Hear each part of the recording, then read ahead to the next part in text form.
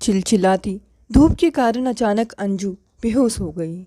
अकेली थी अंजू, इसीलिए आसपास के लोग घबरा गए। कुछ लोगों ने उसे घेर लिया। पता नहीं क्या हुआ, शायद चक्कर आ गया हूँ, इनको हॉस्पिटल लेकर चलो। बेहोश है बेचारी।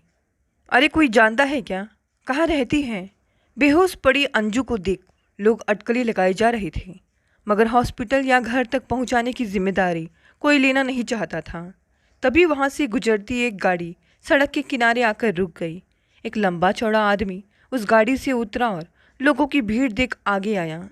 अंजू की हालत देखकर उसने तुरंत गाड़ी के ड्राइवर की मदद से उसे उठाकर गाड़ी में बिठा लिया। यहाँ पास में कोई हॉस्पिटल है क्या? उस आदमी ने भीड़ की तरफ मुखातिब होकर पूछा। जी सर, यहीं अगले चौक से दाहिने मुड़कर एक है। और गाड़ी उसी दिशा में आगे बढ़ गई जहां हॉस्पिटल का रास्ता जाता था। हॉस्पिटल की बेड पर लेटी अंजू की बाह में ग्लूकोज की नली लगी हुई थी। कमजोरी का एहसास तो हो रहा था, पर हालत में कुछ सुधार था। नर्स से उसे मालूम हुआ कि उसे गाड़ी में किसी ने यहाँ तक पहुँचा दिया था। वह उस सज्जन का शुक्रिया अदा करना चाहती थी जिसने उसे बीच सड़क से उठाकर हॉस्पिटल तक पहुँचाया था, वरना कौन मदद करता है भला किसी अनजान की। तभी दरवाज़ा खोलकर एक आदमी वार्ड में आया। कैसी तबीयत है आपकी? वैसे डॉक्टर ने कहा है कि खतरे की कोई बात नहीं है, आपको कुछ देर में डिस्चार्ज कर दिया जाएगा। रौबदार चेहरे पर सजती हुई मूँछों वाला वह आदमी बड़ी शालीनता से अंजू के सामने खड़ा था। अंजू कुछ सकचाहट और एहसान से भर उठी। आपने बड़ी मदद की, आपका धन्यवाद कैसे करूं समझ नहीं आ रहा। वह कुछ और भी जोड़ना चाह रही थी कि उस आदमी ने उसे टोक दिया। इस सब की चिंता मत कीजिए, इंसानियत भी एक चीज़ है। लेकिन हाँ, आपको एक बात ज़रूर कहना चाहूँगा, जब आपको शुगर की गंभीर समस्या है तो आपको अपनी सेहत का खास ध्यान रखना चाहिए। यह आपके लिए बड़ा खतरनाक हो सकता है। अंजू से कुछ कहते ना बना, गलती उसकी ही थी। सुबह दवा खाना भूल गई थी, उस पर से धूप में इतना पैदल चली, इसीलिए वह चक्कर खाकर गिर पड़ी थी। उसकी खुद की लापरवाही का नतीजा उसे भुगतना पड़ा था।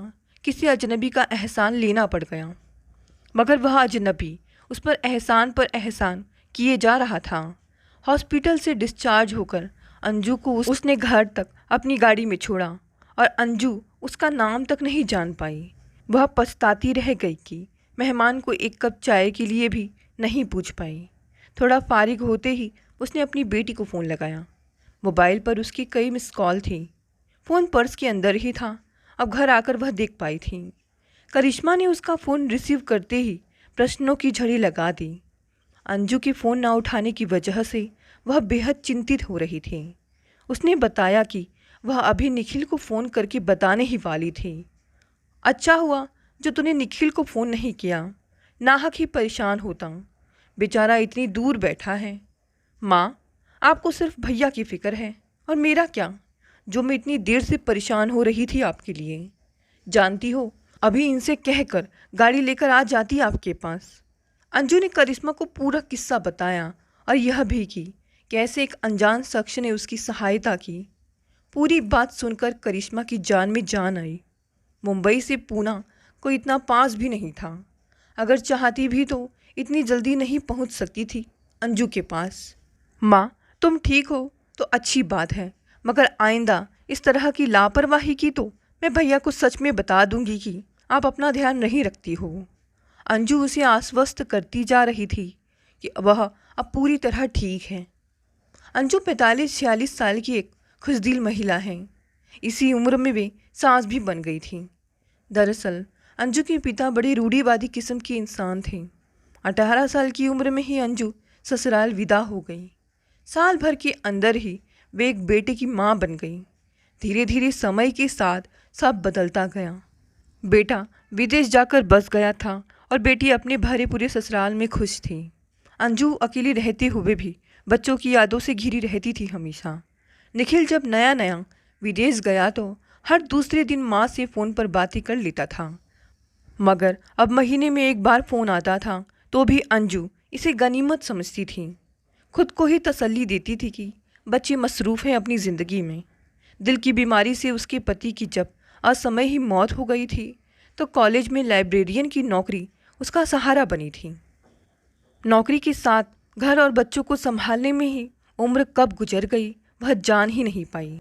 अब जब बेटे बेटी का संसार बस गया तो अंजू के पास अकेलापन और ढेर सारा वक्त था जो काटे नहीं कटता था। स्टाफ में सब लोग मिलनसार और मददगार थे। सारा दिन किताबों के बीच गुजर जाता था, मगर शाम घिरते ही उसे उदासी घेर लेती। कभी उस अकेलेपन से वह घबरा उठती तो फैमिली एल्बम के पन्ने टटोलकर पुरानी यादों में खो जाती, जब पति और बच्चे साथ थे। बेटा निखिल और बहू प्रिया दोनों ही नौकरी करते थे। एक बार अंजू भी उनके पास जाकर रह कर आई थी। जब भी वे बेटे और बहू को कुछ समझाती तो वे उल्टा अंजू को ही समझाने लग गए। अंजू चुप हो गई। घर में बड़ों का फ़र्ज़ छोटों को समझाना, उन्हें सही गलत का भेद बताना होता है, लेकिन उसकी बातों का उपहास उड़ाया जाता था। बेटा बहू छुट्टी वाले दिन अपने दोस्तों के साथ क्लब या पार्टी में चले जाते। किसी के पास अंजू से दो बातें करने की फुर्सत नहीं थी। ठंडे देश के लोग भी ठंडे थे। बाहर गिरती बर्फ़ को खिड़की से देखती अंजू और भी उदास हो जाती। अपने देश की तरह यहाँ पास पड़ोस का भी सहारा नहीं था। सब साथ रहते हुए भी अकेली थी। उस मशीनी दिनचर्या में अंजू का मन न रम पाया और कुछ ही दिनों के भीतर वह अपने देश लौटने को तड़प उठी। एक दिन वो वापस अपने वतन लौट आई। निखिल ने उसके बाद उसे अपने पास बुलाया, मगर अंजू जाने को राजी ना हुई। ना भाई, ऐसी भाग दौड़ भरी जिंदगी तुम्हें ही मुबारक हो। तुम लोग तो बिजी रहते हो अपने काम में, मैं क्या करूँगी सारा दिन अकेले। इससे भली मेरी नौकरी है, कम से कम सारा दिन लोगों से बतियाते मन तो बहल जाता है। ठीक ही कहती थी उसकी सहेली रेशमा कि दूर के ढोल हमेशा सुहाने लगते हैं। कुछ नहीं रखा है अंजू वहाँ की ज़िंदगी में, हम जैसे बूढ़ों के लिए। सही गल है रेशमा, पर तू बड़ा किसनू दस रही है। खुद को कह रही है तो ठीक है, मैं तो अभी जवान ही हूँ। और दोनों सहेलियाँ चुहल कर ठहाके मारकर हंस पड़ती। उनकी बातें दुनिया के झमेले से शुरू होकर अक्सर कॉलेज की कभी न लौटने वाली सुनहरी यादों पर ख़त्म हो जाती थी। मेहंदी के रंग की तरह वक्त के साथ और भी गहरी हो चली थी उनकी दोस्ती। हर सुख दुख दोनों साझा करती थीं। अपने रिटायर्ड कर्नल पति के साथ रेशमा जिंदगी को जिंदा दिली से जीने में यकीन रखती थी। इस उम्र में भी जवान दिखने की हसरत बरकरार थी उसकी। बच्चों की जिम्मेदारियां से फारिग हो चुके थे वे लोग। कर्नल साहब और रेशमा मौके तलाशते थे लोगों से मिलने मिलाने के। अगले ही रविवार की शाम एक पार्टी रखी थी दोनों ने अपने घर पर, अपनी शादी की एक और शानदार सालगिरह का जश्न मनाने के लिए। कर्नल साहब की फौजी मित्र और रेशमा की कुछ खास सहेलियां, सब वही लोग थे जो ढलती उम्र में हम जोलियों के साथ हंसी मजाक के पल बिताकर अकेलेपन का बोझ कुछ कम कर लेना चाहती थी। जिन बच्चों की परवरिश में जवानी गुजर गई वे अब अकेलेपन में साथ नहीं थे। इसमें उनका क्या ही दोष था, यह तो जमाने का चलन है। निखिल की विदेश में नौकरी का सपना अकेले निखिल का ही नहीं है, अंजू का भी था। बेटे की कामयाबी अंजू के माथे का गौरव बनी थी। अपने दोनों बच्चों का भविष्य संवारने में अंजू ने क्या क्या त्याग नहीं किए थे। अकेली विधवा औरत समाज में दामन बचाती चली, कभी दोनों को पिता की कमी महसूस नहीं होनी थी। बावजूद इस सब के उसके मन का एक कोना कहीं रीता ही रह गया था। लेकिन एक औरत भी थी वह उससे पहले। निखिल और करिश्मा जब छोटे थे उनकी दुनिया बस माँ के चारों ओर घूमती थी। घर में रहती तो अंजू को एक पल की फुर्सत नहीं मिलती थी उनकी फरमाइशों से। कॉलेज से आते ही दोनों घेर लिया करते थे उसे। उन पुराने दिनों को याद करके एक गहरी टीस हुई सीने में। रेशमा ने फ़ोन करके उसे फिर से याद दिलाया कि पार्टी में वक्त से पहुंच जाए। ना चाहते हुए भी रेशमा की बुलावे में जाना जरूरी था उसके लिए। खास दोस्त को नाराज़ नहीं कर सकती थी। अपनी अलमारी में करीने से टंगी एक से एक खूबसूरत साड़ियों में से साड़ी छांटते हुए एक साड़ी पर उसकी नज़र पड़ी। साड़ी को बड़ी नफासत से पहनकर जब वह तैयार होकर शीशे के सामने खड़ी हुई तो दिल में एक हुक सी उठी। गले में सफ़ेद मोतियों की लड़ी और उसके मेल खाती बूंदों ने चेहरे के नूर में चार चांद लगा दिए थे। यह रंग उस पर कितना फबता था। सहसा उसकी नज़र उन सफ़ेद तारों पर पड़ी जो काले बालों के बीच में से झांक रहे थे। आखिर कब तक छिपा सकता है कोई वक्त के निशानों को। अंजू अपवाद नहीं थी। शीशे में खुद को निहारते हुए उसने एक बार फिर से अपना पल्लू ठीक किया। हाथ में बुके लिए वह टैक्सी से उतरकर आलीशान बंगले की लॉन की तरफ बढ़ चली, जहां पार्टी का आयोजन किया गया था। जगमगाती रोशनी की लड़ियों से सजा लॉन मेहमानों के स्वागत को तैयार था। कर्नल साहब दोस्तों के साथ चुहलबाजी कर रहे थे। उनकी जिंदा दिल हंसी से महफिल गूंज रही थी। वहां आए हुए अधिकांश मेहमान दंपति थे। सब दावत की रौनक में डूबे हुए युवा जोश के साथ मिल मिला रहे थे। लॉन के एक कोने में फूलों की सुंदर सजावट की गई थी। हरी घास पर येलो ऑर्किड के फूल बरबस ध्यान खींच रहे थे। ऑर्किड के फूल हमेशा से उसे खास तौर पर पसंद थे। जिसने भी उनकी सुंदर सजावट की थी वह सराहना का पात्र था। हाय, आपसे दोबारा मिलकर अच्छा लगा। कैसी हैं आप? अपने पीछे एक आवाज़ सुनकर उसने पलट कर देखा। वही अजनबी जो उस दिन बिना नाम बता निस्वार्थ मदद करके चला गया था। अरे आप, इस तरह फिर से अचानक मुलाकात हो जाएगी, सोचा नहीं था, अंजू ने कहा। I am Ajay. कर्नल मेरा पुराना यार है। और मैं अंजू शर्मा, रेशमा की सहेली। आइए बैठते हैं। पास ही एक टेबल के पास उन्होंने अंजू के लिए कुर्सी खींच दी। देखिए ना, उस दिन आपने इतनी मदद की और मैं आपको चाय पानी तक नहीं पूछ पाई। इस बात का अफसोस है मुझे। छोड़िए अफसोस करना। अब दोबारा मुलाकात हुई है तो फिर किसी दिन आपका बदला चुका देना। जोर का ठहाका लगाकर अजय बोले। हवा के ठंडे झोंकों से मौसम खुशगवार हो चला था। अंजू को अजय बहुत हंसमुख और सलीकेदार इंसान लगे। उस शाम बहुत देर तक दोनों बातें करते रहे और यह मुलाकात उनके बीच एक मधुर दोस्ती की नींव डाल गई।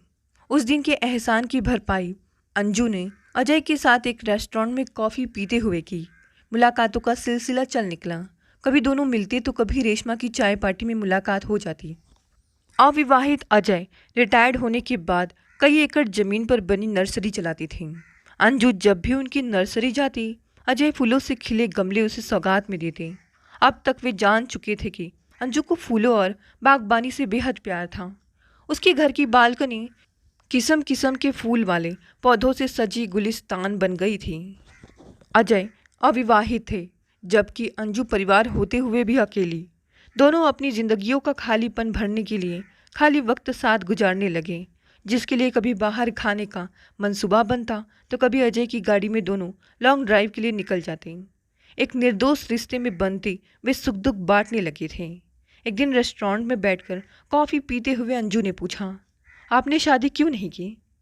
आंखों पर धूप का चौड़ा चश्मा चढ़ाए अपनी उम्र से कम नजर आते अजय आकर्षक व्यक्तित्व के इंसान थे। उस पर लंबे कद और मजबूत कदकाठी के चलते उनका समूचा व्यक्तित्व प्रभावशाली लगता था। ऐसे सुकुमार व्यक्ति को किसी सुंदरी से प्रेम ना हुआ हो, कैसा आश्चर्य था। कुछ जिम्मेदारियां ऐसी भी थी जिनका निर्वाह बहुत जरूरी था मेरे लिए। पिताजी के न रहने पर भाई बहनों की पढ़ाई और शादी की जिम्मेदारी मेरे कंधों पर थी। दोनों भाइयों का घर बस गया तो उन्होंने माँ को वृद्धाश्रम में रखने की बात की, क्योंकि कोई माँ को रखना नहीं चाहता था। अंजू, मैंने भारत माँ की सेवा की कसम खाई थी, मगर मेरी माँ को भी मेरी ज़रूरत थी। बहुत साल नौकरी करने के बाद मैंने स्वैच्छिक रिटायरमेंट ले लिया। जब तक माँ थी उनकी सेवा की। कुछ रिश्ते तो आए पर कहीं संयोग ही नहीं बना। बिना किसी मलाल के जी रहा हूँ, खुश रहता हूँ। बस दोस्तों का स्नेह चाहिए। और हमेशा की तरह एक उन्मुक्त ठहाका लगाकर अजय हंस दिए। अंजू के दिल में अजय के लिए सम्मान कुछ और बढ़ गया। जो खुद से ज़्यादा अपनों की खुशी का ख्याल रखे, ऐसे इंसान विरले ही होते हैं। सुना है अजय के साथ आजकल खूब छन रही है। रेशमा ने एक दिन अंजू को छेड़ा। यह सुनकर अंजू के गाल सुर्ख हो गए। रेशमा फिर बोली, मुझे अच्छा लग रहा है। आखिरकार तो कुछ अपनी खुशी के लिए भी कर रही है। दोनों बालकनी में बैठकर शाम की चाय पी रही थी। रेशमा ऐसी दोस्त थी जो अंजू को ज़िंदगी खुलकर जीने के लिए प्रेरित कर रही थी। सच कहूँ, मुझे यकीन नहीं होता कि किसी से खुलकर बातें करने से दिमागी तौर पर इतना सुकून मिलता है। एक तू है तो समझती थी, और अब अजय भी मुझे समझने लगे हैं। अंजू खुश थी और रेशमा यह देखकर भी खुश थी। उसी शाम बेटे निखिल ने फ़ोन करके बताया कि वह कुछ दिनों के लिए सब परिवार इंडिया आ रहा है। बेटे बहू को देखने के लिए अंजू का दिल कब से तरस रहा था। वह बेसब्री से दिन गिनने लगी। बेटे के आने से 2 दिन पहले ही अंजू का जन्मदिन आया। वह अपना जन्मदिन कभी नहीं मनाती थी, मगर उसके लाख मना करने के बावजूद डिनर का प्रोग्राम बन गया और अजय ने 2 लोगों के लिए टेबल बुक करा दी। दोनों जब शाम को मिले तो अजय अंजू को देखते ही रह गए। साड़ी में मेकअप के साथ अंजू का रूप आज कुछ अलग था। उसने जब उन्हें इस तरह निहारते देखा तो शर्म की लाली उसकी गालों पर दौड़ गई।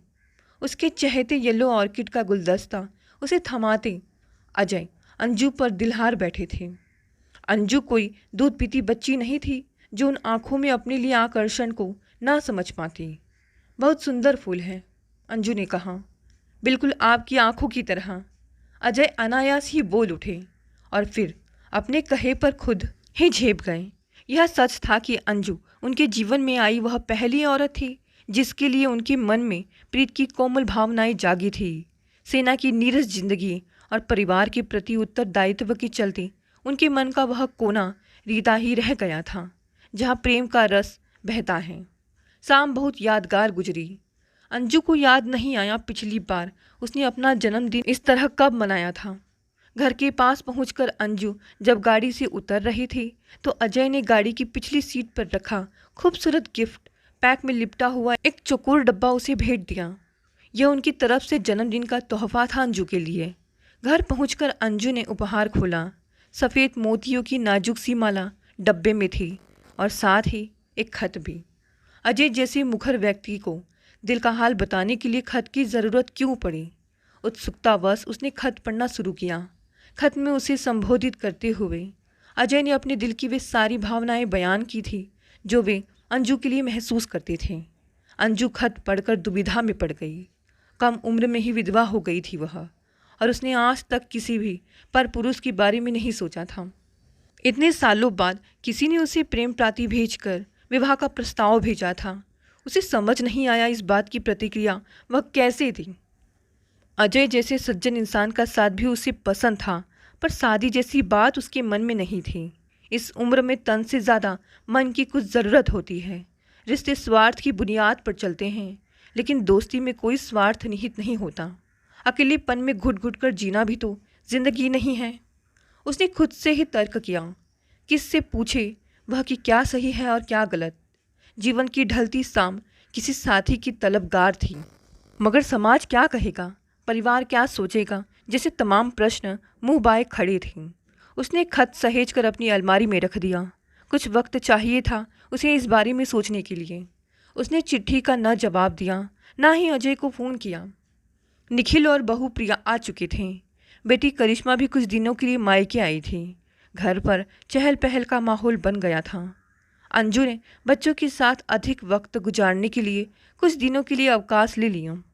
रोज़ ही सब मिलकर कोई प्रोग्राम बनाते, कहीं फिल्म दिखाते या कहीं घूमने चले जाते। एक दिन अजय का फ़ोन आया। अंजू की तरफ से कोई जवाब ना पाकर उन्हें लगा शायद वह नाराज़ है। दोनों की इस बीच बात नहीं हो पाई थी। अंजू को अपने व्यवहार और स्वार्थीपन पर शर्मिंदगी हुई। वह अपने परिवार की आते ही उस दोस्ती की अहमियत भूल गई जो तन्हाई में उसका संबल बनी थी। कुछ सोच विचार करने के बाद उसने उन्हें फ़ोन करके अगली शाम को घर पर डिनर के लिए आमंत्रित कर लिया और साथ ही बता दिया कि वह उन्हें अपने बच्चों से मिलाना चाहती हैं। उसका इरादा यही था कि बच्चे एक बार अजय से मिल लें, फिर अंजू, निखिल और करिश्मा को विवाह के प्रस्ताव के बारे में बताएगी। यह सोचकर ही उसके मन में लाज भरी हंसी फूट गई। उसके बच्चे जैसे उसके अभिभावक बन गए हों और वह कोई कम उम्र की लड़की थी जैसे। दूसरे दिन सुबह उसने बच्चों की पसंद का नाश्ता बनाकर खिलाया। एक नई फिल्म लगी थी, सबने मिलकर देखने का मन बनाया। अंजू ने सबको यह कहकर भेज दिया कि तुम लोग जाओ, मुझे शाम के खाने की तैयारी करनी है। कौन आ रहा है माँ शाम को डिनर पर? करिश्मा ने उत्सुकता से पूछा। है कोई? एक बहुत अच्छे दोस्त समझ लो, शाम को खुद ही मिल लेना। अंजू ज़्यादा नहीं बताना चाहती थी। निखिल, प्रिया और करिश्मा ने एक दूसरे को देखकर कंधे उचकाए। आखिर यह नया दोस्त कौन बन गया था माँ का? शाम को डिनर टेबल पर ठहाकों पे ठहाके लगे रहे थे। अजय के चटपटे किस्सों में सबको मजा आ रहा था। उस पर उनका शालीन स्वभाव सबका मन मोह लिया था उन्होंने।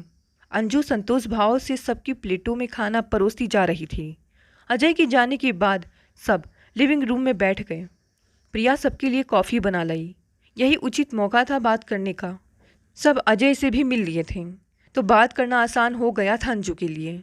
उसने धीरे धीरे सारी बात सबके सामने रखी। अजय के विवाह प्रस्ताव के बारे में भी बताया। उसने बेटी की तरफ देखा प्रतिक्रिया के लिए। कुछ देर पहले के खुश मिजाज चेहरे पर संजीदगी के भाव थे। उसके माथे पर पड़ी त्योरियाँ देखकर अंजू का मन बुझ गया। उसने करिश्मा की तरफ देखा। वह भी भाई के पक्ष में लग रही थी। माँ, इस उम्र में आपको यह सब क्या सूझी? इस उम्र में कोई शादी करता है भला? हमें तो लगा था आप दोनों अच्छे दोस्त हैं बस। तल्ख स्वर में करिश्मा बोली। हम अच्छे दोस्त हैं, यही सोचकर तो इस बारे में सोचा। हमारे विचार मिलते हैं, एक दूसरे के साथ समय बिताना अच्छा लगता है और इसी उम्र में तो किसी के साथ और अपनेपन की ज़रूरत महसूस होती है। आप बस अपने बारे में सोच रही हैं माँ। लोग क्या कहेंगे, कभी सोचा है? इतना बड़ा फैसला लेने के बाद हमारी ज़िंदगी पर क्या असर पड़ेगा? आवेश में निखिल की आवाज़ ऊंची हो गई। प्रिया ने उसे शांत कराया और अंजू से बोली, माँ, आप अकेली बोर हो जाती हैं तो कोई हॉबी क्लास या क्लब ज्वाइन कर लीजिए। हमारे पास आकर रहिए या फिर दीदी के पास।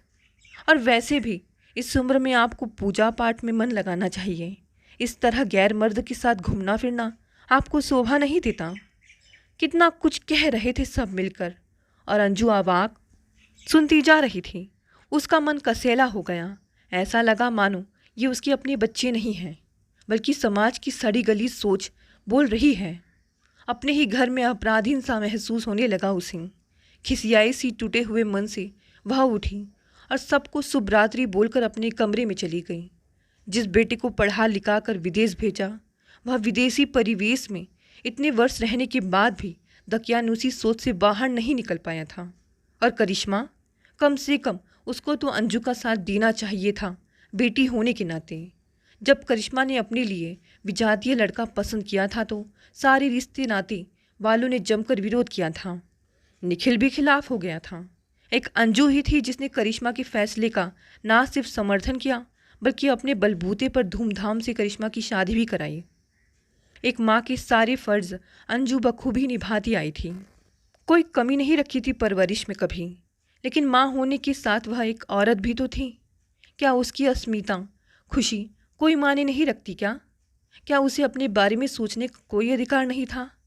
अकेलेपन का दर्द उससे बेहतर कौन समझ सकता था? कितनी ही बार घबराकर वह रातों को चौंक कर उठ जाती थी। कभी बीमार पड़ती तो कोई पानी पिलाने वाला ना होता। एक दुख और आक्रोश उसके भीतर उबलने लगा। अपनों का स्वार्थ उसने देख लिया था। बड़ी देर तक उसे नींद नहीं आई। बात जितनी सरल लग रही थी उतनी थी नहीं। अंजू अपनी जिम्मेदारियों से फारिग हो चुकी थी। अपने बच्चों को पढ़ा लिखा कर उसने पैरों पर खड़ा कर दिया था। दोनों बच्चों के सामने कभी उसने हाथ नहीं फैलाया था। आखिर ऐसा क्या मांग लिया था उसने जो अपने बच्चे ही खिलाफ हो गए? सोचते सोचते कब सुबह हुई पता ही नहीं चला उसे। कुछ भी हो, उसे सबका सामना करना ही था। बच्चे कुछ दिनों के लिए ही आए थे। उन्हें वह नाराज नहीं देखना चाहती थी। आखिरकार माँ की ममता औरत पर भारी पड़ गई। नहा धोकर अंजू रसोई में आई तो देखा बहू प्रिया टोस्ट तैयार कर रही थी नाश्ते के लिए। अरे तुम रहने देती, मैं छोले पूरी बना देती हूँ जल्दी से। निखिल को बहुत पसंद है ना। निखिल नाश्ता हल्का खाते हैं आजकल, सो आप रहने दीजिए, प्रिया रुखाई से बोली। सबके तेवर बदले नजर आ रहे थे। अंजू भरसक सामान्य बनने की चेष्टा करती रही। 2 दिनों बाद ही करिश्मा वापस जाने लगी तो निखिल ने भी सामान बांध लिया। तू तो महीना भर रहने वाला था ना? अंजू ने उससे पूछा। सोचा तो यही था मगर क्या? साफ बोलना। बोलते हुए अंजू का गला भर आया। करिश्मा ने अंजू का तमतमाया चेहरा देखा तो बचाव के लिए बीच में आ गई। माँ, हम कुछ दिन मुंबई घूमना चाहते हैं तो मैंने सोचा सभी साथ चलें, कुछ दिन रहकर लौट आएंगे। अंजू की भी छुट्टियां अभी बची थी, लेकिन किसी ने उसे साथ चलने को नहीं कहा। सब चले गए तो अंजू ने काम पर जाना शुरू कर दिया। अकेली घर पर करती भी तो क्या, जो कुछ उसके दिल में था उसने उड़ेल कर अजय के सामने रख दिया। आंखों में आंसू लिए भर्राए स्वर में वह बोली, कभी सोचा नहीं था बच्चों की नज़रों में यूं गिर जाऊंगी। नाराज होकर सब चले गए। गलती उनकी नहीं, मेरी है जो स्वार्थी हो गई थी मैं। यह कहकर अंजू सिसक पड़ी। उसे ऐसी हालत में देखकर अजय को खुद पर गलानी हुई। अंजू के परिवार में उनकी वजह से ही यह तूफान आया था। उन्होंने अंजू को सब ठीक हो जाने का दिलासा दिया, पर दिल ही दिल में वे खुद को इस सारे फसाद की जड़ मान रहे थे। 2 दिन बीत चुके थे। करिश्मा और निखिल का कोई फ़ोन नहीं आया। अंजू अंदर से बेचैन थी। रात भर उसे नींद नहीं आती थी। दोनों उसे इतने खफा थे कि एक फ़ोन तक नहीं किया। वह बेमन से एक किताब की पन्नी पलट रही थी, तभी फ़ोन की घंटी बजी। करिश्मा की आवाज़ कानों में पड़ी, माँ सॉरी, आपको अपने पहुंचने की सूचना भी नहीं दे पाए। यहाँ आते ही भैया बीमार हो गए थे। डॉक्टर ने टाइफाइड बताया है। भैया हॉस्पिटल में एडमिट हैं। वे आपको बहुत याद कर रहे हैं। माँ हो सके तो आप जल्द से जल्द पहुँच जाएं। अंजू रिसीवर कान से लगाए गुमसुम सुनती जा रही थी। पहले भी 2 बार निखिल को टाइफाइड हो चुका था। जब भी वह बीमार पड़ता था, माँ को एक पल के लिए भी नहीं छोड़ता था। माँ की ममता बेटे की बीमारी सुनकर बेचैन हो गई। माँ आप सुन रही हैं ना? माँ कुछ तो बोलो। दूसरी तरफ से करिश्मा की परेशान आवाज़ सुनाई दी। माँ का कोई जवाब ना पाकर उसे फिक्र होने लगी। मैं सुन रही हूँ, मैं आज ही आ रही हूँ, तो चिंता मत कर, बस निखिल का ध्यान रखना, मैं पहुँच रही हूँ वहाँ। अंजू ने जल्दी से फ़ोन रखा। अपने पहचान के ट्रैवल एजेंट को फ़ोन करके पहला उपलब्ध टिकट बुक करा लिया। फ्लाइट जाने में अभी काफ़ी वक्त था। उसने कुछ जोड़ी कपड़े और ज़रूरी सामान एक बैग में डाल लिए। दरवाजे की घंटी बजी तो अंजू झल्ला गई। इस वक्त उसे किसी से नहीं मिलना था। उसने उठकर दरवाज़ा खोला। एक आदमी गुलदस्ता थामे खड़ा था। अंजू ने उसे पहचान लिया। वह अजय के यहाँ काम करता था। साहब ने भेजा है। उसने गुलदस्ता अंजू को पकड़ा दिया और चला गया। येलो ऑर्किड के ताजे फूल, साथ में एक लिफाफा भी था। अंजू ने लिफाफा खोलकर चिट्ठी निकाली। प्रिय अंजू, ये फूल हमारी दोस्ती के नाम, जो किसी रिश्ते या बंधन की मोहताज नहीं है। मैंने तुम्हें एक कश्मकश में डाल दिया था, जिसने तुम्हारी ज़िंदगी की शांति और खुशी छीन ली, और आज मैं ही तुम्हें इस कश्मकश से आज़ाद करना चाहता हूँ। दोस्ती की जगह कोई दूसरा रिश्ता नहीं ले सकता, क्योंकि यही एक रिश्ता है जहाँ कोई स्वार्थ नहीं होता। एक माँ को उसके बच्चों का प्यार और सम्मान हमेशा मिलता रहे, यही कामना करता हूँ। सदा तुम्हारा शुभचिंतक। उसने खत को पहले वाले खत के साथ सहेज कर रख दिया। मन का भारीपन हट चुका था।